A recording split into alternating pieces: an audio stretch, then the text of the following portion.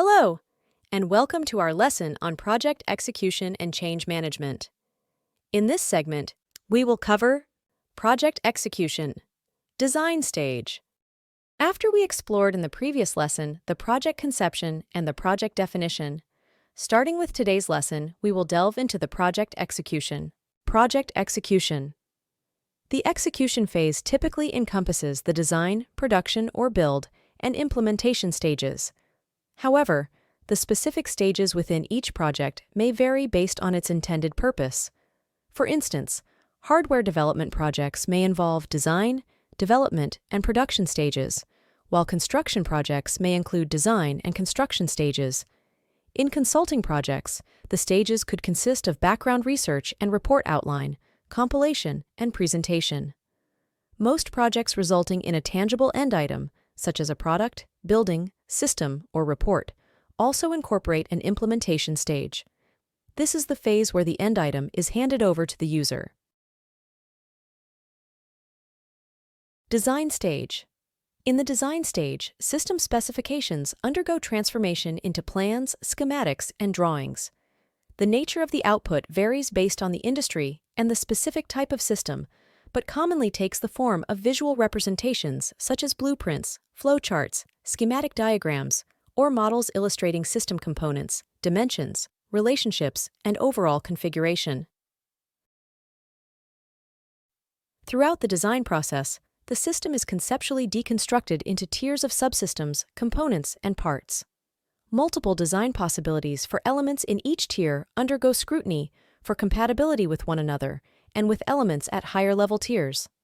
Additionally, they are assessed for their capacity to meet specifications, as well as system cost, schedule, and performance requirements. The hierarchical breakdown into tiers and components utilizes approaches such as block diagramming, requirements breakdown structure (RBS), and work breakdown structure (WBS). The design process consists of two closely intertwined activities. First, there is the development of a functional design that illustrates the system components and their relationships.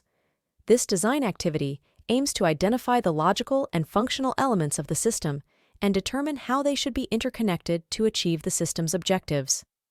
This aligns with the core principles of the systems engineering process. The second type of design involves the creation of a physical design, detailing the actual appearance of the system and its components, including their sizes, shapes, and relative locations. This activity results in various types of drawings and models, such as engineering, manufacturing, and architectural representations. These detailed depictions are crucial for the subsequent stages of fabrication, assembly, production, and maintenance of the system. Occasionally, discrepancies between the functional and physical designs may arise due to assembly, maintenance, or appearance considerations, necessitating a revision of the functional design. The design process often follows an evolutionary, trial-and-error approach. A trial design is formulated, modeled, and then tested against system performance specifications. If it fails to meet requirements, the design undergoes modifications and retesting. This iterative design-build-test process is a common practice in the development of new or innovative systems. In the design of complex systems, iterations occur in multiple areas throughout the system, and changes in one subsystem can have cascading effects on others. The challenge is to minimize changes and design iterations for each subsystem, keeping redesigns localized to avoid interference with other subsystems. In many projects, the design and production or build stages do not follow discrete, sequential paths, but instead overlap. Construction or building of a system part may begin as soon as the detailed design for that part is complete, allowing the concurrent development of different sections. This practice, known as fast-tracking or design build, is common in construction, accelerating project timelines but posing potential risks. While fast-tracking can save time, problems may only surface after fabrication, leading to potential reconstruction and increased costs. The more traditional sequential approach, referred to as slow tracking, takes longer but allows for more comprehensive resolution of design issues before construction begins.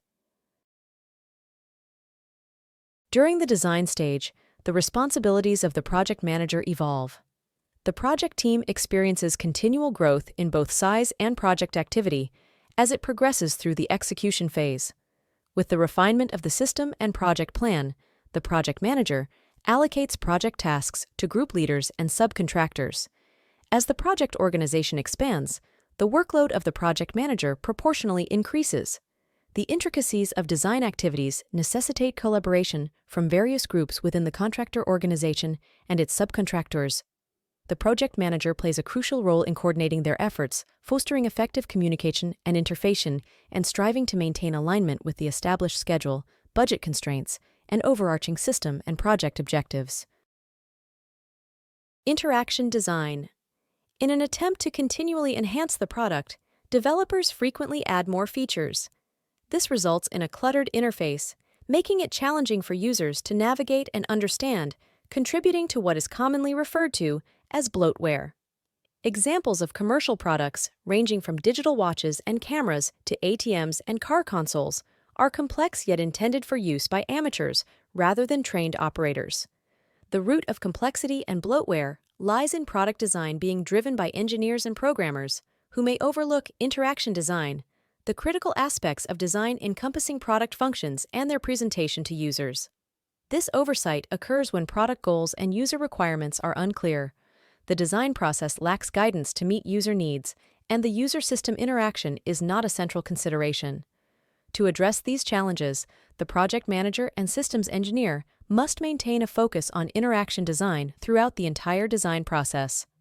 This entails a comprehensive understanding of end users, including their preferences, skills, aptitudes, and behaviors with the product. Throughout the design stage, project reviews are conducted at key milestones to verify the fulfillment of objectives, requirements, and specifications. While these reviews are scheduled by the project manager, an ideal approach involves them being conducted and led by impartial outsiders. In the design phase, adjustments to initial designs may become necessary due to factors such as new technology, technical challenges, or evolving user requirements. These modifications impact work activities and influence project plans, schedules, costs, and budgets. Project management assumes responsibility for monitoring these changes, assessing their impact on the project, communicating these effects to relevant stakeholders, obtaining necessary approvals, and updating schedules, budgets, and plans accordingly. While design changes can contribute to increased project costs, the cost of addressing design-related issues during later production and operation stages is typically higher. Project management also bears the responsibility of ensuring thorough documentation of the design effort. Comprehensive documentation is essential to convey design requirements, features, configuration, strengths, and limitations to all stakeholders. This documentation serves as a foundation for creating plans and procedures for the subsequent stages of system production, operation, and maintenance. Planning for production or build and later stages. The project manager maintains a forward-looking perspective beyond the current stage, particularly during the design phase, where preparation for the production stage begins. The planning for production encompasses tool and machine design, procurement of equipment and materials, assembly processes, functional tests, component tests, integration tests, packaging, and more, all detailed within a comprehensive production or build schedule. Due to the possibility of incomplete design materials, specifications, drawings, etc., by the scheduled time, production tasks may need to be phased, necessitating coordination between design and production tasks.